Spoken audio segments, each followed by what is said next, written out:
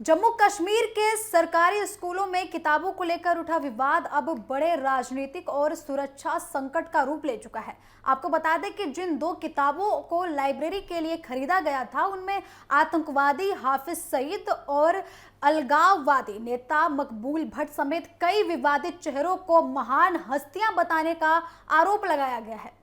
मामला सामने आते ही पुलिस ने यूएपीए के तहत एफआईआर दर्ज कर जांच शुरू कर दी है, जबकि प्रशासन ने किताबें वापस मांगने और कई अधिकारियों को निलंबित करने जैसे बड़े कदम उठाए हैं।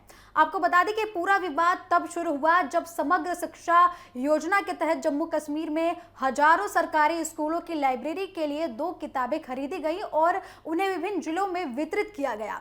इनमें personalities and legends of Jammu Kashmir और great personality of Jammu Kashmir शामिल है। आरोप है कि इन किताबों में ऐसे व्यक्तित्वों को सकारात्मक रूप से पेश किया गया है जिन्हें सुरक्षा एजेंसियां अलगाववाद और आतंकवाद से जुड़ा हुआ मानती हैं। किताबों में जिन नामों पर सबसे ज्यादा विवाद है उनमें हाफिज सईद, मकबूल भट्ट, सैयद अली शाह गिलानी, अमर फारूक और शब्बीर शाह जैसे बड़े नाम शामिल हैं। मकबूल भट्ट को जहां JKLF का सह संस्थापक माना जाता है, वहीं हाफिज सईद को मुंबई हमले का मास्टरमाइंड माना जाता है। इन व्यक्तित्वों को किताबों में प्रभावशाली या फिर महान जैसे शब्दों से जोड़ने पर राजनीतिक बवाल खड़ा हो गया है। भाजपा ने इस पूरे मामले को एकेडमिक जिहाद करार देते हुए तीखी प्रतिक्रिया दी है। पार्टी का कहना है कि सरकारी स्कूलों में इस तरीके की किताबों का शामिल होना नई पीढ़ी को गलत संदेश देता है। भाजपा ने मुख्यमंत्री उमर अब्दुल्ला से भी जवाब मांगते हुए शिक्षा विभाग पर गंभीर सवाल खड़े किए। विवाद बढ़ने के बाद जम्मू कश्मीर पुलिस की यूएपीए की धारा 13 समेत भारतीय न्याय संहिता की कई गंभीर धाराओं में एफआईआर दर्ज की गई। इसके बाद पुलिस ने जम्मू कश्मीर के बहु प्लाजा इलाके में एक पब्लिशर के दफ्तर पर छापेमारी की, जहां से कई दस्तावेज और डिजिटल सबूत जब्त किए गए। अब तक किसी की भी गिरफ्तारी नहीं हुई है, लेकिन जांच लगातार जारी है।